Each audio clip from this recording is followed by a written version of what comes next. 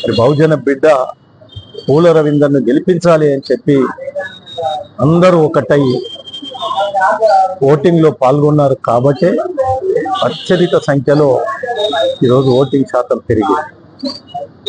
ఆ పద్ధతిలో మరి దీంట్లో తీన్మార్ మల్లన్న, శ్రీనివాస్ గౌడ్, గాజుల శ్రీనివాస్ గౌడ్, చిరంజీవులు, ఆర్ కృష్ణయ్య, మందకృష్ణ ఇలాంటి నాయకత్వం వైపు ప్రజలందరూ చూసినారు. వీళ్ళు ఇంత కష్టపడి మన బిడ్డల కొరకు ఒక ఉద్యమం లాగా దీన్ని తీసుకొస్తున్నారు. మరి వీళ్ళను మనమందరం వెనకాల ఉండి కాపాడుకోవాలి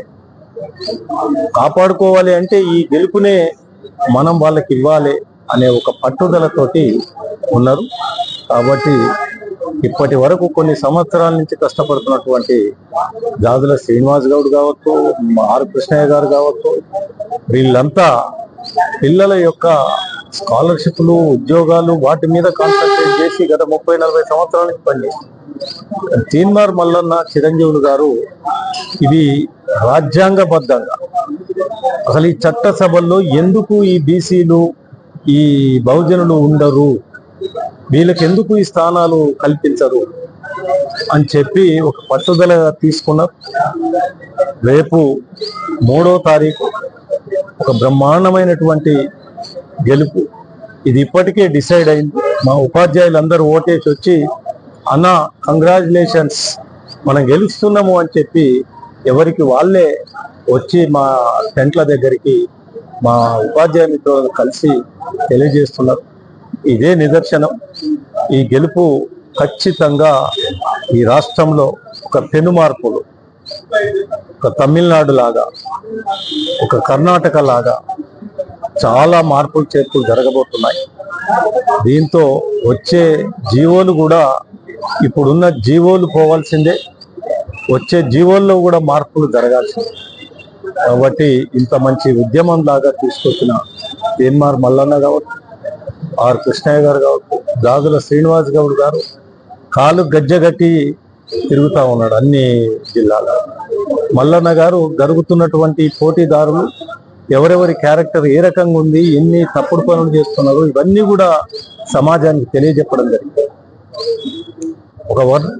ఒక వర్గం ఈ బీసీల మీద దాడి చేస్తున్నట్లుగానే కనిపించింది ఈ ఎన్నికలు. కానీ అందరూ ఒకటైన తర్వాత అప్పుడు అర్థమైంది పడదు. కాబట్టి ఆ పరిస్థితులు వేరు. ఇది మేధావుల ఎన్నిక నెంబర్ 1. నెంబర్ 2, అంతకుముందు ఉన్నటువంటి వాదానికి ఇప్పుడున్న వాదానికి తేడా వచ్చింది. నేను చెప్పిన అంతకుముందు పిల్లల స్కాలర్షిప్లు కావచ్చు, ఉద్యోగాలు కావచ్చు, రిజర్వేషన్స్ కావచ్చు. కానీ ఇప్పుడు లేచినటువంటి ఉద్యమం ఇది పొలిటికల్ ఉద్యమం. అందుకొరకు దీంట్లో మేధావులందరూ కూడా ఆలోచించుకుంటారు. ఏ పరిస్థితుల్లో దీన్ని మనం ప్రెస్టేజ్గా తీసుకోవాలి. ఇది పూల రవీందర్ ఎన్నిక కాదు, ఇది బహుజనుల ఎన్నిక. కాబట్టి మార్పు అనేది ఖచ్చితంగా కనిపిస్తుంది. వాళ్ళు వెనకంగా కొంతమంది నాయకులను పెట్టుకొని పొద్దుగూకులు తెల్లవారుదలు చేసేది ఆ పని, మీరు చెప్పిన పని. ఇంకా సిగ్గు లేకుండా ఇంకొకరి మీద మాట్లాడేందుకు? నువ్వు చేసింది ఇక్కడ బంతుడు కాదు. కోట్ల రూపాయలకు సీట్లు అమ్ముకుంది, కోట్ల రూపాయలకు ప్లాట్లు అమ్ముకుంది. ఇంకా మళ్ళీ ఇవన్నీ మాట్లాడితే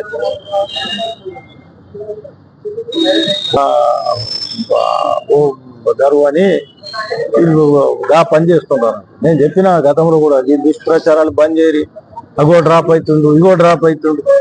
అరే దమ్ముంటే రారా బాయి, బెర్ర గీసి కొట్లాడదాం రా అని చెప్పిన.